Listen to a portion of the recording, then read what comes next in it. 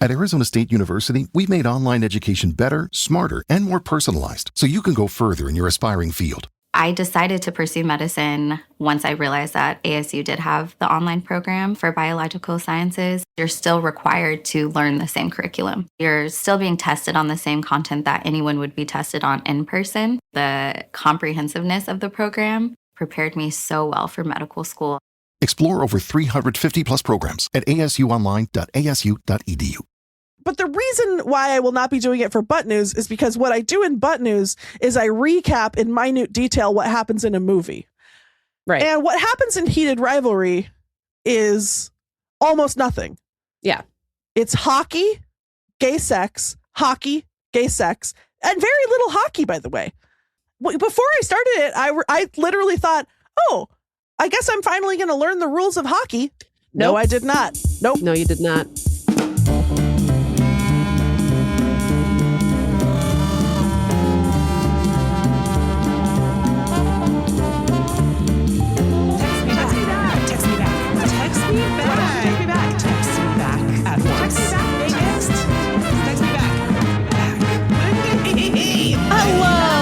Welcome to Text Me Back Podcast. I'm Meagan Hatcher-Mace. And I'm Lindy West. And this is Text Me Back Podcast, the only podcast. Look, we're going to talk about today normal news, which means we get to play the jingle. So exciting. I'm back with a little Reddit digest. I'm going to talk about something wholesome that's going on Reddit, believe it or not. And that led Lindy to think of something that she's watching. So we're going to do a quick what you watching. But first... Hey, thanks to everybody who wrote in about Swamp Person. So here's what we're doing. It sounds like people like the idea of a little politics spinoff that we're calling Swamp Person. Still needs a jingle, by the way. Although I'm hearing our czar of Sound Force has been in the lab. So who knows?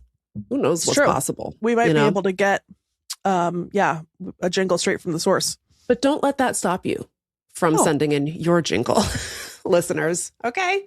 So I think what we're going to do is do it. We're going to have a little bit of extra podcasts for people. I don't know how frequently we'll do it, but I think the idea will be if we can get like a special politics guest to come on and explain things in a way like even better than just me yelling. That would be the Swamp Person is going to be a great place for that. By the way, Swamp Person : the newsletter is going to make her triumphant return because she died in March of 2025, but she finally is being resuscitated by stem cells and the power of positive thinking. Well, and she was perfectly preserved by the chemical makeup of the swamp. Exactly. Yeah. It was like methane gas and formaldehyde. So, but here's what would really help the future success of Swamp Person : the newsletter. And that's you, all of you. If you see something, say something to me about it. If you see something cuckoo bananas going on in politics and you're like, what the fuck is this? Or like, what is happening? I'd love for like a sort of deranged 43-year-old neurodivergent to explain it to me. I'm available to do that. Here's my impression of you all. What's that? I'm confused. Beep, boop, boop. Meagan, please help. And then Meagan, tippity tappity, tippy tap. And then she'll explain it. Answers the question, and then I'll explain it in Swamp Person : the newsletter, and or Swamp Person : the podcast. So that's the plan. There's no way for Text Me Back Maine to be devoid of politics, and nor should it be. But I think it'll be an exciting way to maybe get a little bit more stuff from us into your feeds and potentially with special guests who can like really break it down and explain maybe how we find our way out of this fucking hellhole, because somehow things have gotten worse since last we talked. So yeah. It's pretty great. America. You know how you're always fucking bragging about always being on the good side of the world wars? Uh-oh. About to catch an L, I believe. Meagan, I hate it. I hate it. I hate it so much.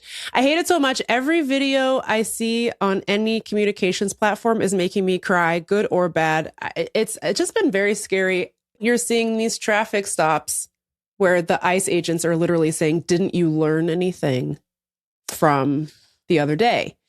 Which I can't even tell you how sick, like so sick I feel watching these things. And then it's like, there's just nothing going on in this hellhole that's any good at all. You know what I mean? You sure do, Meagan. You know what I'm saying?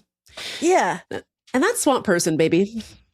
Except for maybe the Swamp Person newsletter. Yes, that's will help. Again, I would just like to say it is so nice to hear from you all. We got a couple of messages from people who are in the Twin Cities or in Minneapolis or in Minnesota who have said, this show really made me laugh, which I did not think was possible in the midst of like people having to like, you know, guard their kids on the way into preschool. Do you know what I mean? And so I just want everyone to know we take this really seriously, but we also really appreciate playing a role in your life that is making you feel better too. So that's Text Me Back Podcast. That's the Text Me Back Podcast, Karen say. Okay. Meagan, you're so good at this. It's going to be okay. You're good at talking to the people. I think it's going to be okay. Well, look. I'm not sure. It's up to us, right? Like, Yep. I feel like regimes with militarized evil police forces have been toppled before. I've seen it. We've seen it. I've said it before and I'll say it again right now. Tell me where to chain myself. I'm ready. I'll do it. I'm available. Also, I like to fight. So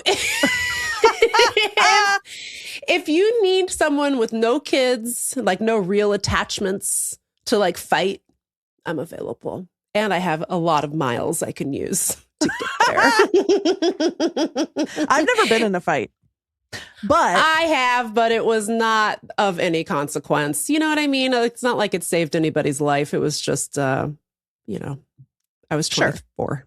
So you were 24. I thought you meant you were like in middle school.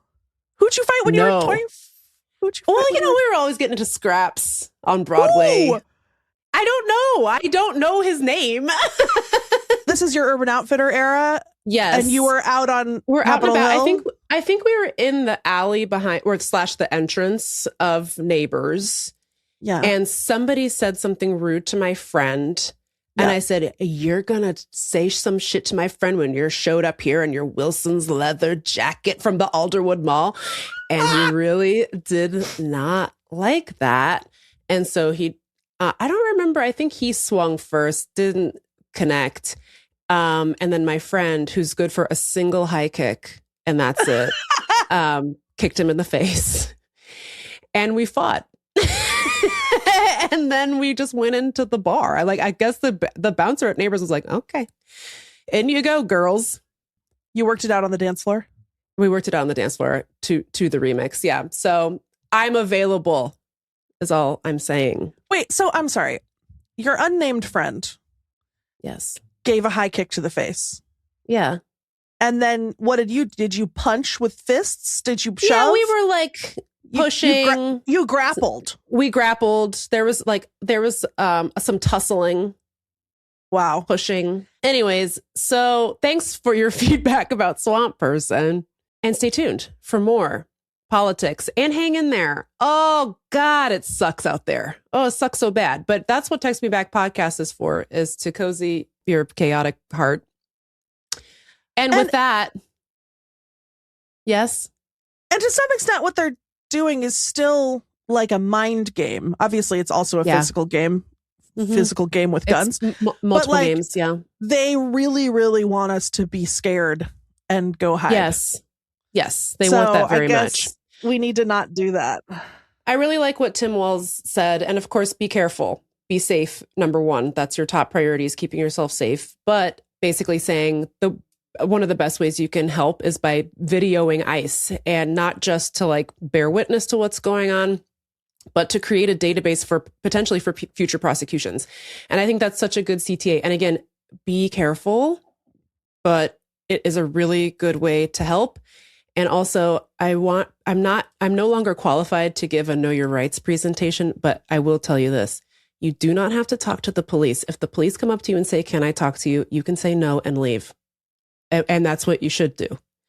If the police ask you about the demographics of your neighbors, you don't know. You haven't seen shit. You don't know shit. I feel like especially women were conditioned to be compliant. Don't do that. Talk yourself out of it. You don't have to help these people. You shouldn't help these people, but legally you're not required to. Just walk away from them. Any cop. Any cop you do not have to help. You didn't see anything. You don't know anything. Go back into your house and try to record if there is some sort of violent interaction or altercation on your street. It will come in handy one day. We all hope. Now, with that said, we're going to do our fart podcast now. Okay. We'll get ready to laugh. Okay. Normal news.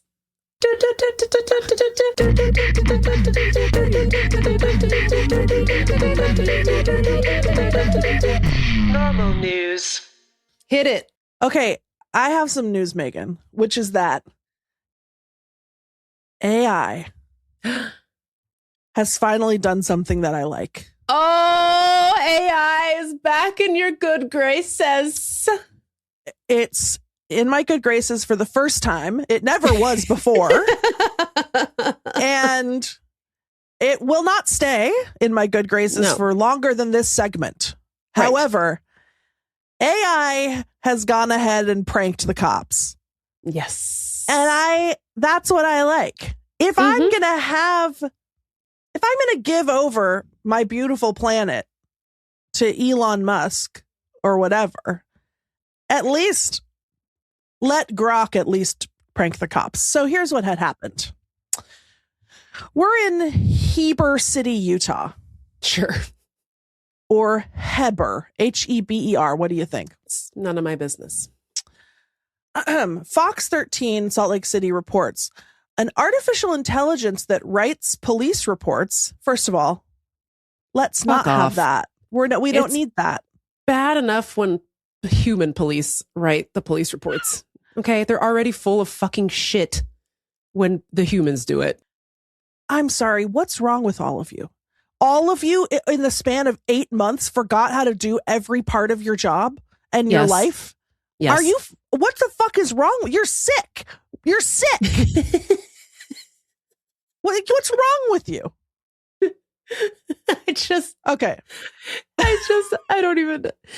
I hate it. Nothing about being alive right now is any good. There's just not a single slice of it is nice.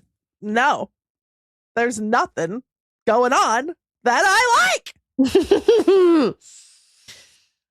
Except for this normal news. An artificial intelligence that writes police reports had some splaining to do. Earlier this month, after it claimed a Heber City police officer had shapeshifted into a frog. Oh. I want to believe. What happened was, Megan, that the body cam software talks to the AI that writes the police report, recorded the audio that was playing in the house where the arrest happened or whatever, which was the person was watching Disney's The Princess and the Frog. And so the AI said, "Oh, I see. The officer has shapeshifted into a frog due to True Love's kiss, apparently, but we're not totally sure." Yeah. They're saying we were in a sort of Creole swamp. Yes. In the heart of Heber City, Utah. Okay, whatever. Yes. So earlier this month, the department began testing 2 pieces of AI software, Draft 1 and Code 4, which was created by 2 19-year-olds. Oh. Who dropped out of MIT. They are always dropping out of stuff. It's so sorry. One sec, though. It's so, oh my God. There is something going on, and this is not new, I don't think.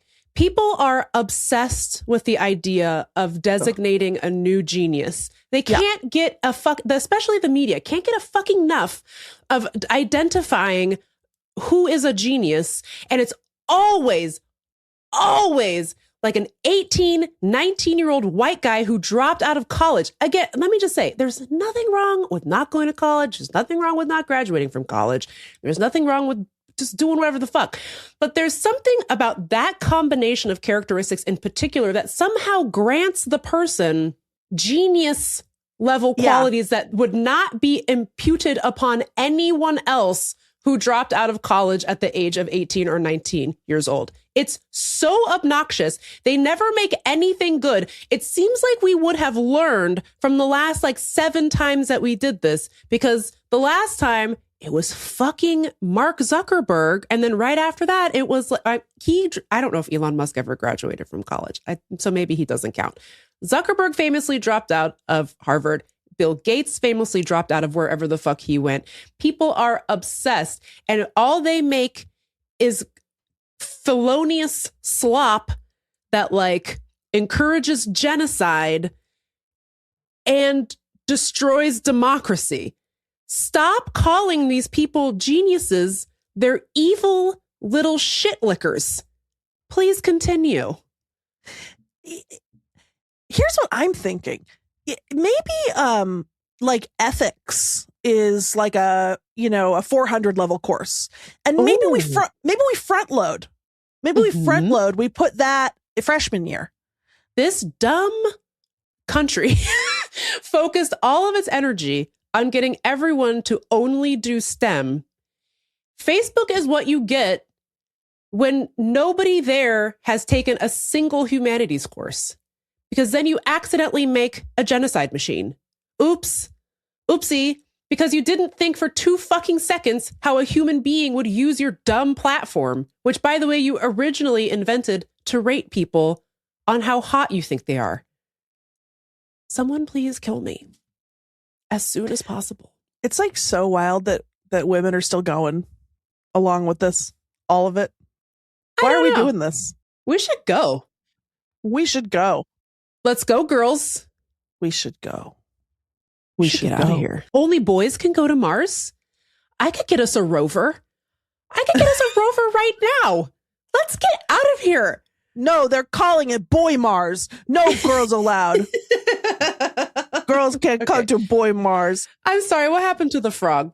That's basically the whole story. Just someone caught it and thought, I think maybe that doesn't sound right, that the cop shapeshifted, that, Carl shapeshifted into a frog. Yeah. Seems like I would have noticed. Yeah. But then it says, here's what's annoying me about this article. It says that the artificial intelligence had some splaining to do. No, it doesn't. No, it doesn't. The artificial intelligence has told us enough. It just did its job. All y'all have some splaining to do for putting it in there.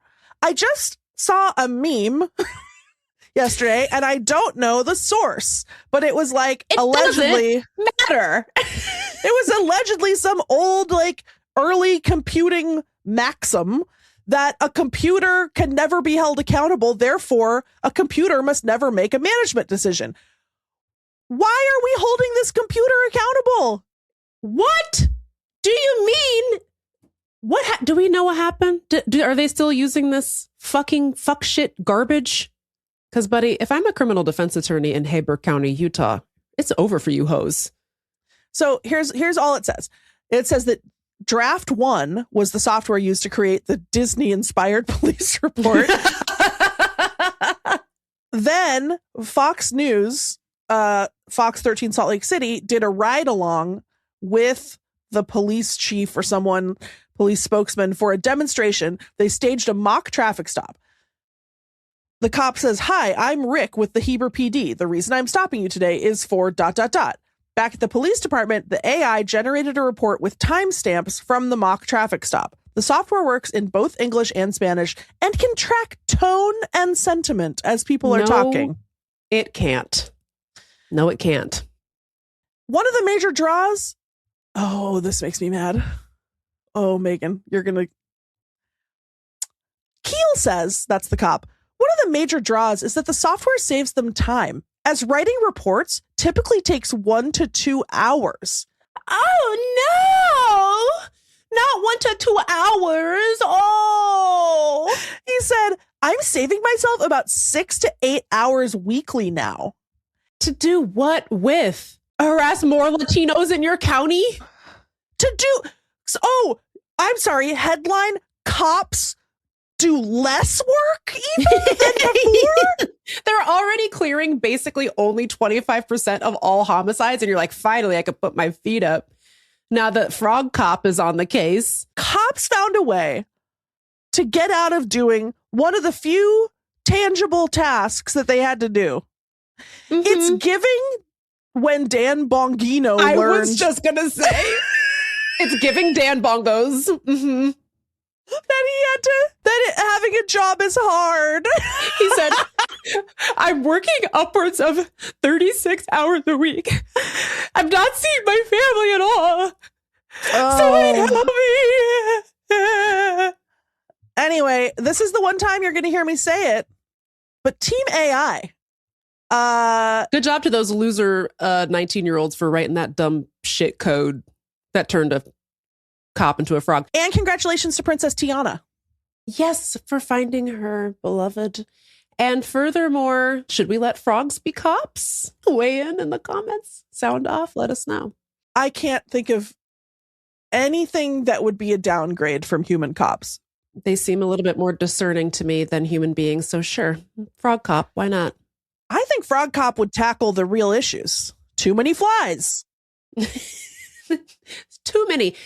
Tick explosion in the out west. I feel like he might have something to say about that. Yeah. Possum cop. Something to think about. And that's normal news.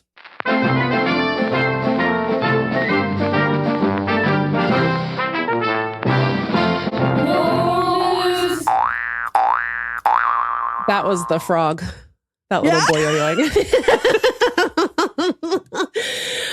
Thank you for that, Lindy. We're going to take a little break. Break. And then when we return, Reddit Digest / What You Watching after this.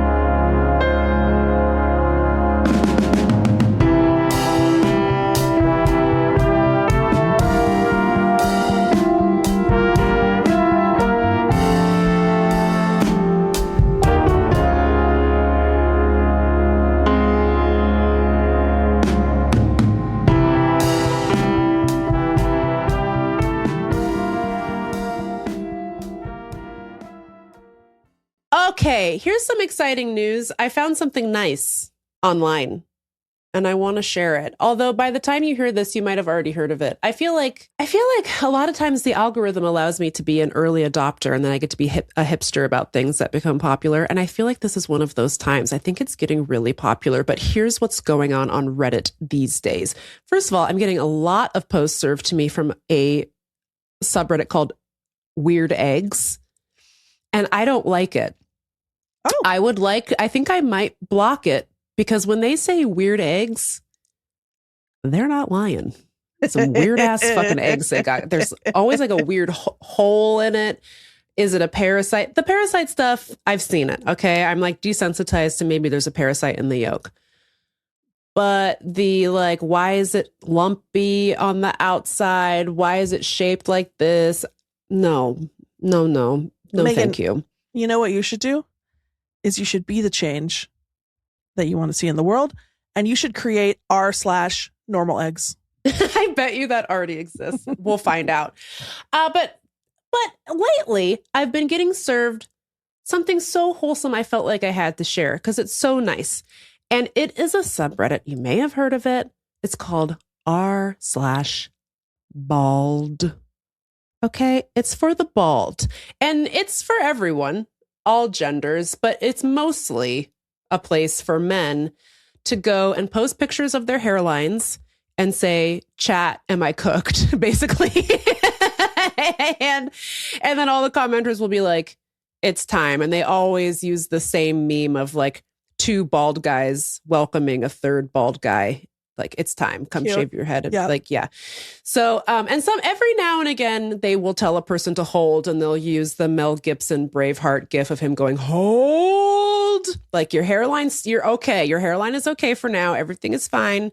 The crown is looking okay. Like, you can hold if you want. I have never seen a more supportive community of men helping other men in my life. It's so nice. There's never any rude comments.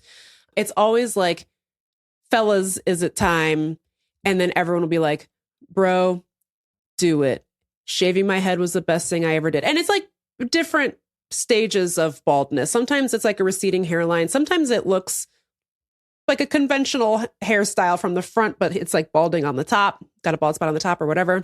And most of the time, I would say the commenters say, embrace it, be bald. It's time to be bald. And then the men shave their heads. And then this is the best part. They come back and they post a picture of what they look like now. Folks, 100% of these men not only look better, but are the hottest men you've ever seen in your life. It's unbelievable. I've never experienced such a thing where they go and somebody in the comments said this. So this is not my original thought, but I think this is right. It's because the twinkle in their eye is restored. The confidence of like owning what they look like has been restored. The thing that was happening before where they were trying to like cover up the fact that they were bald was bringing them down emotionally. And the weight is lifted. They shave the head and they become these beautiful phoenixes of baldness. It's incredible. It's incredible what goes on r/bald. It's been the most wonderful thing to lurk in. I don't ever comment, and I don't participate, but it's so nice and so beautiful. And I would just like to say one thing, because I think a lot of women listen to this show. A lot of guys are going onto r/bald saying, I want to shave it, but my wife says that I can't. Now, that's an interesting marriage dynamic that I don't know anything about, but free the men. Yeah. I think men have been subjugated for too long. That's the Text Me Back podcast. The women platform. Yep. Yeah. No, but I just mean that, like, I just think it's interesting. I mean, it's obviously anecdotal. It's interesting that it comes up as much as it does. But ladies, go look at you some before and afters and then hold his hand while he goes to the barber, because you are going to be really happy with what you see. You're going to really like it. I promise. You're not going to regret it. You're not going to not like it, as Lindy West once said. Okay? You are gonna like it. Yes, like it. Mm-hmm. Mm-hmm. Well, I love it when men let themselves be vulnerable and reach out to other men for emotional support, and then the other men rise to the occasion. I love it. Why don't they do it more, Meagan? I don't know. I mean, it is obviously like a self-selecting group of men, so that's part of it. Yeah. And also, I think they do probably that. I maybe I just don't see them. I'm sure that they do have to delete rude comments or something or whatever. But also, I think it's interesting because I was going to say maybe it's just like the anonymity of being online. People feel like they can be more supportive, but at least the people posting their pictures almost always show their face. Aww. So I find that so interesting that they're like, here's me. What do you guys think? And people will respond. And yes, there's like a lot of women in the comments too. I would say it's mostly men across the board, but there are women in the comments who are always like, you are fine. Like, this is my favorite online comment. Does your wife fight? I think that's really funny. Maybe it's just the only normal men in the world are all on r/bald, and it doesn't translate into real life. I don't know, but it's like, or maybe they just feel like I don't have anyone in my life I could talk to about this, but I do have r/bald. Either way, I'm glad it exists. It's nice. It's one of the few things that happens to men that can maybe kind of compare with the way that we talk about women's like weight and Yeah. bodies. Yes. Like where there is this sense of like, oh no, you're ruined.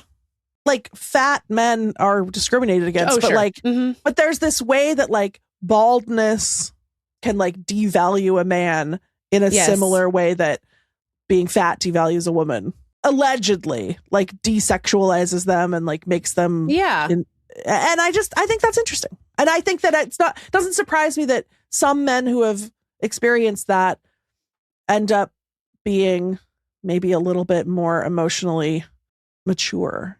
Yes, I think so. I think Is that a it's stretch? like, I don't think it's a stretch. I mean, it seems like men, for the most part, just get to go out and enjoy life without thinking about a lot of extraneous details. Good for them. I would love to know what that's like.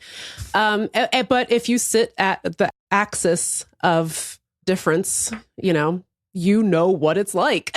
So you are able to develop some empathy for other people who also experience being discriminated against for various reasons. And no one is suggesting that being bald is the same as any other sort of cohort. but it's like one of the few ways I think that men kind of get a hard time based on their appearance, you know? All I'm trying to say is people being mean to you for something about yourself that is just a part of who you are. Yeah. That changes you, I think. That has an impact so too. on how you. And also the thing about baldness is it's not actually bad because you just have to shave it off and then you look hot. You just got to own it, you know? Just got to own it. You just have to have the confidence. It's interesting, like how people react to like rich, famous men who are involuntarily bald. Like it comes up a lot, I feel like, with Prince Harry and Prince William, because they're both bald/balding. And people will always be like, God, if I was rich, I would have gotten transplants or I would have done this or that or whatever. And it's the same way people talk about like weight. It's like, oh, well, if I were Oprah, I'd have all the trainers and blah, blah, blah. But it is kind of really looked down upon as something like, if you could fix it, why wouldn't you? And yet you have this whole community of men being like, look how hot I am. And everyone's like, awooga. Yeah, dude. Awooga. You did They're it, saying, dude. Even the other men are saying homina homina, you know? And they're saying it more and more. I'm just saying, you guys, if you want like just a nice little jolt of dopamine, you could do worse than r/bald. It's so wonderful. I just really have loved it. And also, not to go negative, but if you can effortlessly see how it's okay to be bald and actually you can be quite handsome, consider applying that to it being okay to be fat. Much to consider. Consider that they might be analogous. Extremely hot across the board. Tens. Anyway, so that's r/bald. That's the Reddit digest for this week. I hope you enjoyed. Lindy, what did r/bald get you thinking about? Okay, so Megan's texting me about r/bald last night. I was like, okay, well, coincidentally, I had already been texting Megan yesterday being like, you gotta get on this show, which is called Long Lost Family UK. I guess there's a US version. I have not watched it. I've heard that the UK version is better. And this is a show that I discovered through my mother when I was staying at her house. And I always kind of ruin her good time because she wants to watch like Chris Hayes and Rachel Maddow. Yeah. And I on a say, continuous loop. and I can't take it. Like, not because they're bad. But it's just a lot. It's a lot. I just sometimes I need a break. So I was like, was there something else we could watch? And she was like, oh, have you seen Long Lost Family UK? And I was like, no. And she was like, oh, it's a show where they reunite like adopted people with their birth families. And I was like, okay, like, I don't know. It seems like, is that problematic? Like, I feel like adoption is very fraught territory. But I was like, well, sure, let's give it a shot.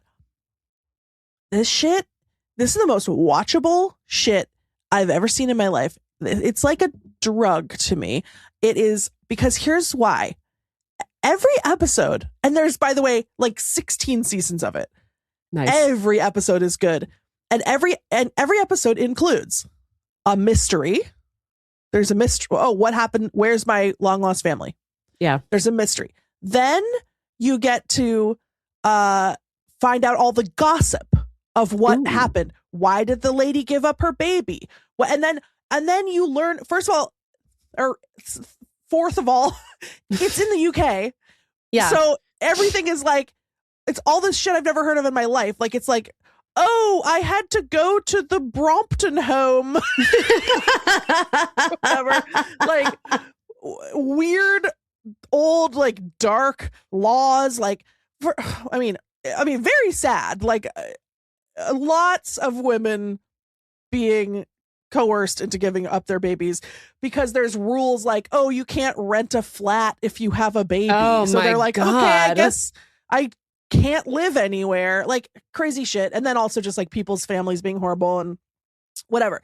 So then you get to like meet the long lost family and be like, oh my God, they look exactly alike. Like, it's like so fun, and be like, oh my God, like every single time I'm like, oh, look, like, I'm like, look, that's where that guy got that weird chin. And then like, and then they get them together, and then everyone cries. Oh. And then they talk about like, they'll be like, oh, were you into sport? And he's like, I was into sport. And they're like, oh my God, you are my son. I'm into sport. God. Oh, that's so it's nice. so cute. Also, I haven't watched that many episodes. I haven't seen one where like they didn't find I think they always find the family, or else they don't put it on there. Yeah. And then at the end, it has that thing like they do on shows like Intervention or whatever, where, except that on Intervention, it's always like They you left. finally, yeah, it's like they left rehab after 20 days. Exactly. But on Long Lost Family, it's like Terry and Edna went on holiday. They invited Karen on the annual family camping trip. And it'll be like a person who's like, yeah, I was adopted and I was an only child, and now my adoptive parents are dead and I don't have any family. And then they find out that they have like 8 half siblings and 4,000 nieces and nephews. It's so cute. So I hadn't watched it for a while. I watched a bunch with my mom like a year ago. Then I hadn't thought about it. Yesterday morning, I'm like wasting time procrastinating because I didn't want to clean the kitchen. And I was like, I'm going to put on Long Lost Family UK.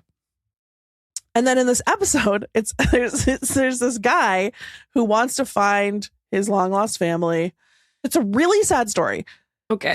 His mom had clearly lots of problems, probably like postpartum psychosis. I don't know. Oh no. She put him in the rubbish. Oh. When he was 2 weeks old, she put him out in the rubbish. No. In a rubbish bin? Yes. She chucked him in the bin. Oh. A neighbor found him. Thank God. And I know. And then he went into care, or the foster system. He ended up in a children's home that was like an evil place out of a horror movie. He slept underneath his bed holding a knife, and he's like, other kids had teddy bears. I had me knife. Me knife. No. Then he gets into trouble. He gets in with the wrong crowd. He almost goes to prison, but he turns his life around. He gets involved with a boxing gym, and he builds a community, learns how to box, and then eventually builds his own family. And now he owns a gym, and he's happy, but he's like, where did I come from? Like, what was the deal? Once he's an adult, he does a DNA test, like an ancestry, whatever. He already knew that his mom was Irish, but he thought his dad was Irish because on his birth certificate, it said like Patrick Connolly or something. Shay O'Shaughnessy. The DNA test comes back 50% Irish, 50% Maltese. Oh. It just had 2. He had 50-50 Irish, Ireland, Malta. So he's like, Malta? He's like, I mean, I did know one Maltese guy when I was a kid in the neighborhood. He's like, there was like a grocery store that was run by this Maltese Lothario. And he's like, I wonder if that guy was my dad. So he tells that to the show. The show is like, okay, we're going to figure this out. That guy died in 1968, but he had a son So they go find this other son, his half brother, who lives 14 miles away. So this guy has just been like alone and tortured his whole life. Secretly, he has a brother who lives right by him. Oh. They go to meet the brother. He looks exactly like the guy in a way that is so funny.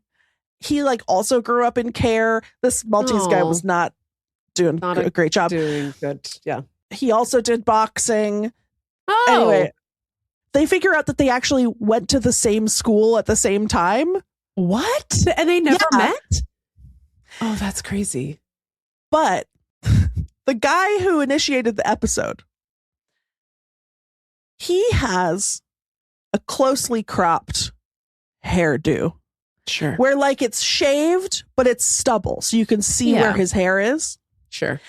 And the whole time I'm watching this, before we meet the half brother, I'm like, something's up with this hairline situation. It just looks, there's something about it that something's not right. No, something's not right. You know, but it doesn't look so artificial and bad that I'm like, oh, he sprayed it on or something. But I'm just like, fishy, Gov, I'm not totally buying it. Not today, Gov. Not today, Gov. So, but I was like, I'm willing to let it slide, I guess. Like, it's just like really intense and just like very precise stubble. Very pointillist. And like very shiny somehow. Giving Surratt. You know what I mean?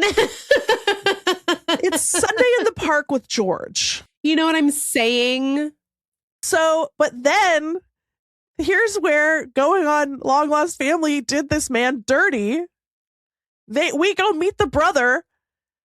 The brother, they look exactly the same. They've got the same neatly trimmed, close cropped beard, same face, same crazy teeth. Mm-hmm. But the brother, shiny bald head. Something's afoot. And that's when I said, I think maybe this man, he went to the tattoo parlor and he said, give me $1 billion. And they said $200, please. And then they did it. They said 200 pounds. Quid. Quid. Yes, that's what they said. And he forked it right on over.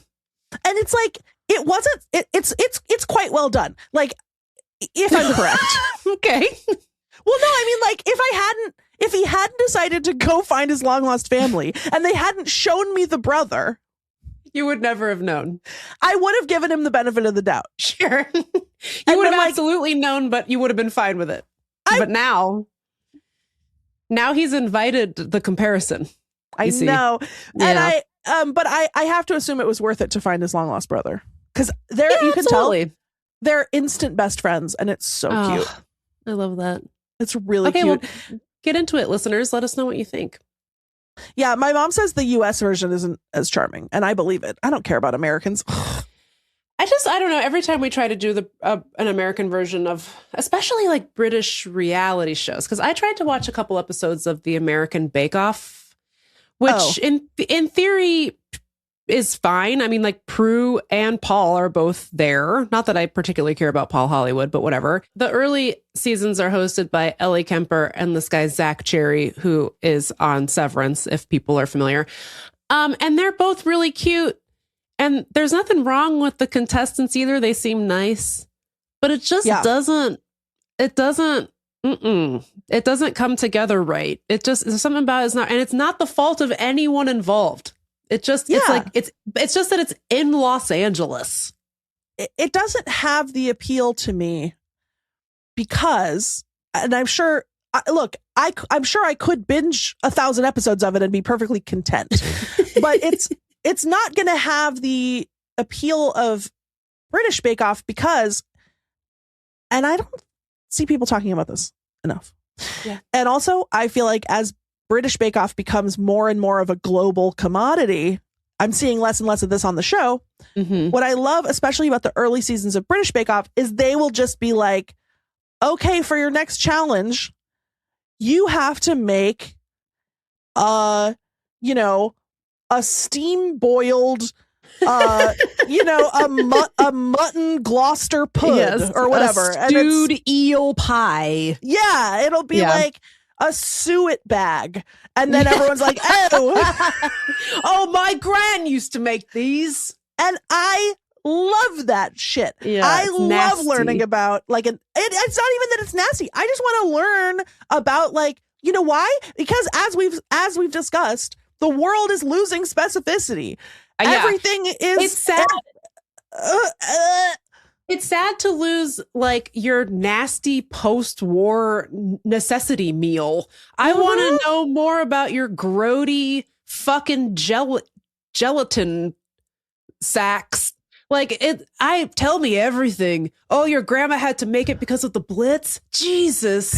I want to see what they were eating down the mines, I'd like to see it. I feel like one show that gets it right, you might disagree, but I love the American Antiques Roadshow. I've been really obsessed with it. There's a bunch of episodes. There's 75 episodes on Netflix, if you still have Netflix.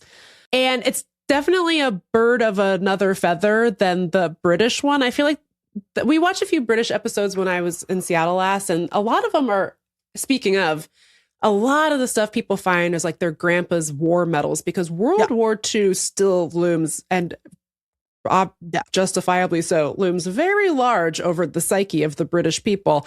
Yeah. And so a lot of people have a lot of that type of memorabilia, and things like that. It's just very interesting. But the British version is a lot less about I found something that's worth $1 million in my attic. They don't really care about that. They really are just look at this piece of history that I've been carrying around in my drawers for 60 years or whatever. Yeah. Which is great. I love that. But the American one, oh, baby, is that crass. I love it. People will be like, oh, here's my grandma's Amish chair. And then the person will be like, do you remember? It's so great because you can always tell when the appraisers know that they have something fucking good. They'll be like, do you remember what you paid for it? And the person will be like, I don't know, maybe $100. And then the appraiser will be like, well, I think you made a pretty good investment, because at auction, this would go for $900,000. And then everyone faints. You can see people in the background going, oh my God, 900,000. Everyone's freaking out and gnashing their teeth. It's so great. And then during COVID, they couldn't do live ones. So they started showing old ones. They would compile old ones, and then it has a little graphic that tells you whether the value of the item has gone up or down since it was first appraised on the roadshow.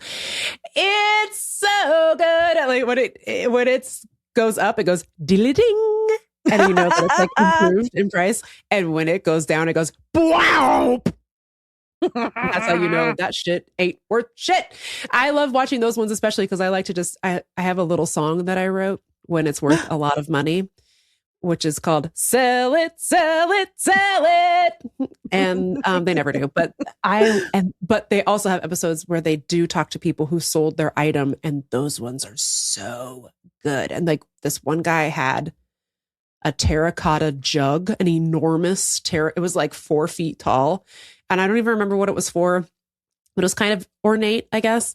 And the appraiser was like, yeah, this is worth $60,000. And the guy was like, what the fuck are you talking about?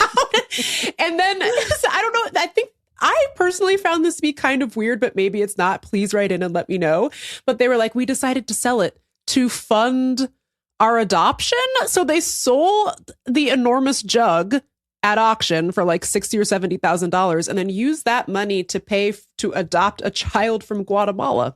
And so now they have a son because they sold their huge jug. And I was like, okay, yeah, right on. Joke's on them, because that was a baby formula jug. And now they don't have anywhere to keep their baby formula. I thought you're going to say joke's on them because that jug is my son. Anyways, no, I hear you. I mean, look. The power of the Antiques Roadshow format is unstoppable, irresistible, undeniable. I agree with you. There's a skosh too much war. And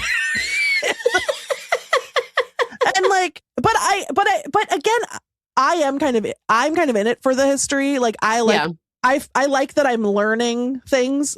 I have very minor knowledge of UK glass works now. Yes. Yeah. I've been creeping a little bit around on the eBay. And what I like about it is that I'm learning little history lessons, and you still do get the dopamine hit of like, fairly often they're like, your grandma's toilet is worth 4 billion quid or whatever. But the American one is really fun because you're just getting a whole different world of items. And Americans know how to have fun, I will just say one really satisfying thing about the American one is that many of us are very stupid. And we believe a lot of lies that our great-great-grandparents told us about the shit that they brought over on a boat, which they didn't. They just bought it at a store when they got here. I love it when people are like, oh, this is Granny's old rocker from Italy. And the appraiser is like, you think so? You think this shit's from Italy, girl? I hate to blow your mind, sister, but it's from Arkansas and it's worth $50. It's a Pier 1 original. Oh, it's so funny. I love it. Anyways, what's wholesome in your life that's getting you through? We'd love to know what it is. Tell us, dear textmeback@gmail.com, or give us a call, leave us a voicemail. By the way, when you call the number, we don't answer. I don't know if that's good or bad, but you can call and leave a message and we might play it if it's interesting or funny. 703-829-0003. You could also text us. So if you're scared of the phone, know that we physically don't even have the ability to answer. It can't. Just goes to a surface. It goes to a computer. Is that making you want to call or not want to call? I don't know. But do call. We'd love to hear from you. It's been a while since we played some voicemails, so send us something funny. Yeah. Today, somebody called to say, I had a dream that I needed to tell you about. Somebody should invent a blanket with stirrups so that it sticks to your foot while you're sleeping. And I said, that's a provocative thought, and I will share that. Somebody should invent a blanket. Somebody should invent a blanket with stirrups, like stirrups. Pants. Yeah. Sharks, if you're interested. You know what? I do fold over the bottom of my blanket sometimes. So, and then make it into a little pocket. But at a certain point, maybe what you've done is invented a sleeping bag. Yeah, but it's harder to extricate yourself from a sleeping bag than stirrup pants, I think. Is it? If your feet are bound in stirrups attached to your... the stirrups you just flip off. I mean, that was like the downside of the stirrup pant is that they were always flying out of your shoes. They were always flying out of your shoes. Anyways. It's crazy that stirrup pants have not come back, by the way. I know. Well, some of the Pilates girlies have stirrup leg warmers. Sure. But it's not the same. Not the same thing. I would be wearing stirrup pants if they were available to me. I loved them. Be in touch if you're one of the sharks and want to invest in this idea I stole from one of our listeners. Or be in touch if you have something nice going on in your life that you want to share, because we're real in need of that. But just now, we're going to take a break, and then the show's going to conclude.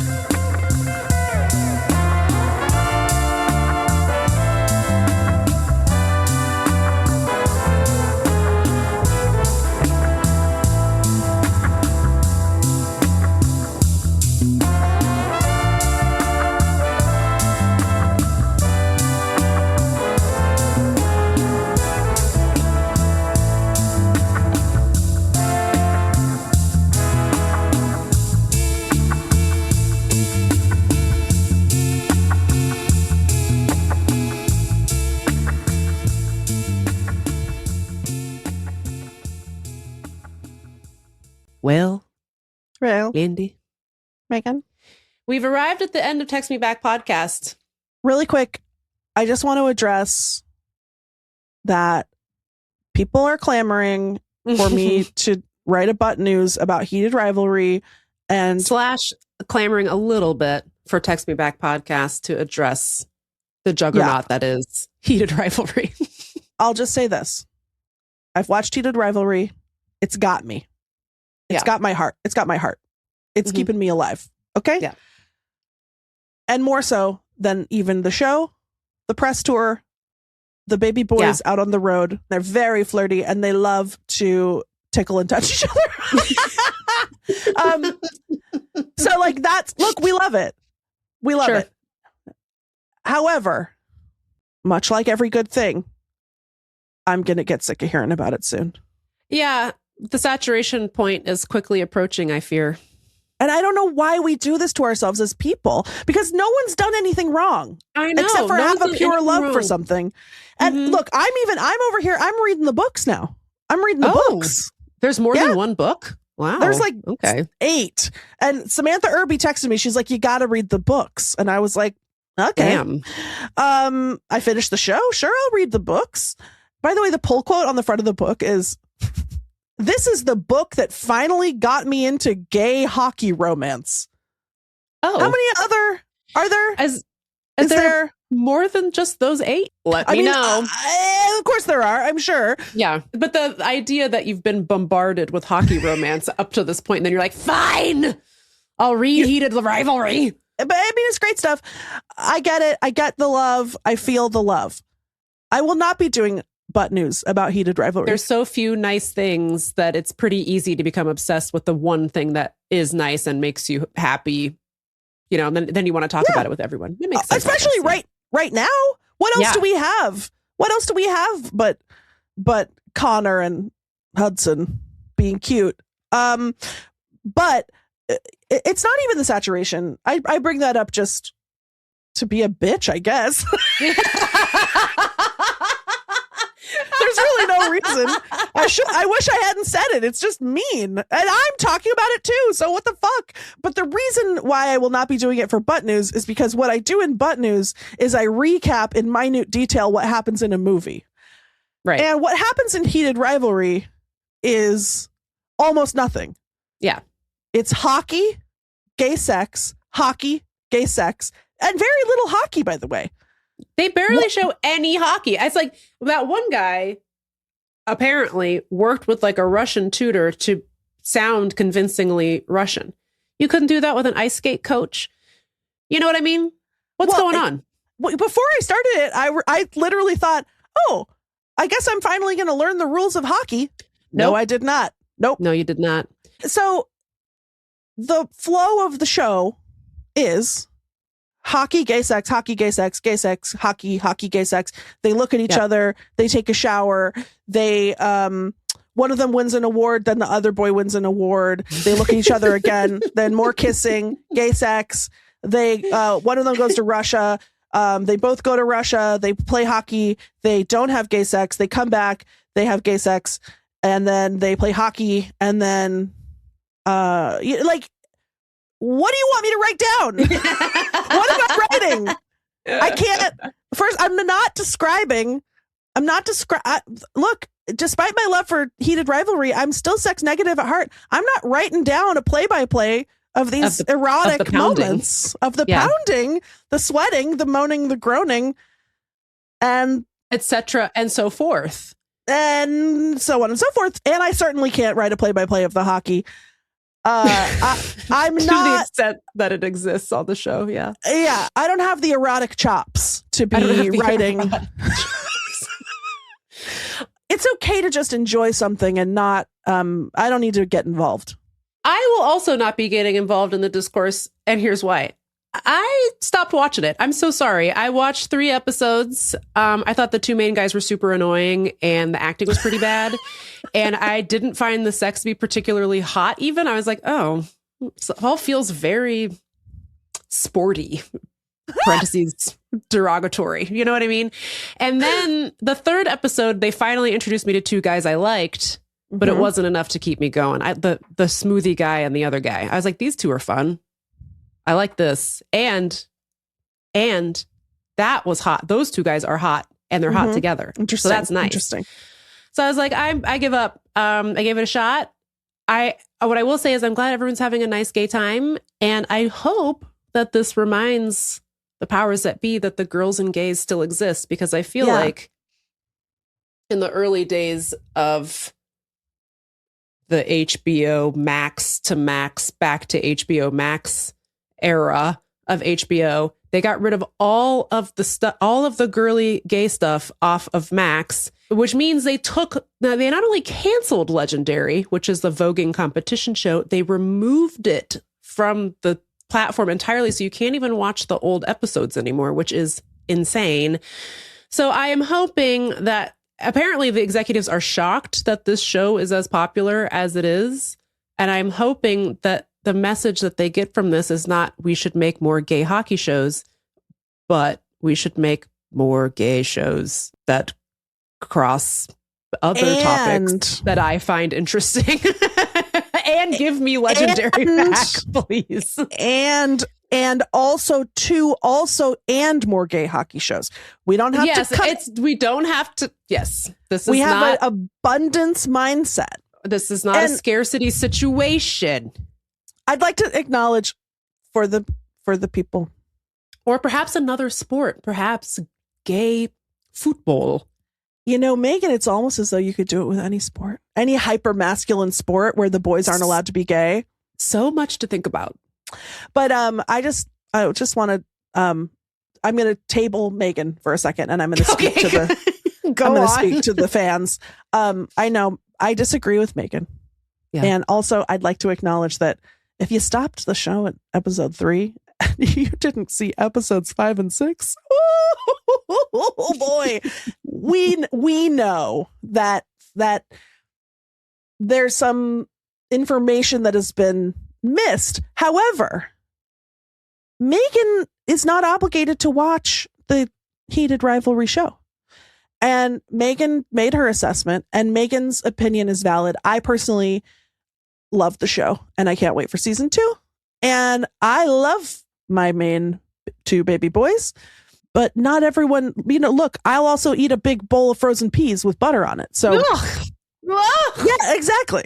Like it's all, this is the grand tapestry of life. Yep. That the Republicans are trying to take away from us. So. They are. Can I just say really quickly, I feel like we talked about this a little bit with Sam Sanders too.